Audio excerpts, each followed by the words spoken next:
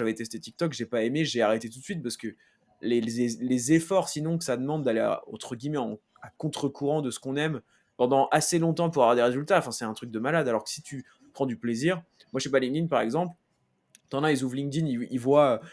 direct un truc cucu, trop chiant, qui les dégoûte. Bah, moi, ouais, j'ai vu cet aspect-là aussi, tu vois? Je vais pas mentir, mais je me suis surtout dit en premier lieu: «Mais en fait, c'est le réseau des opportunités, quoi». Quand je voyais, Grégoire Gambato ou des personnes comme ça commencer à communiquer de manière un peu décalée et voir que ça marche et construire une audience et toucher des gens qui ont des profils genre,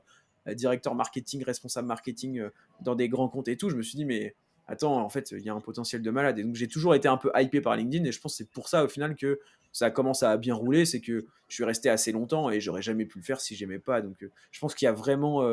un, enfin, un travail à faire de se demander, en fait, où est-ce que je veux être et où est-ce que je me vois vraiment à long terme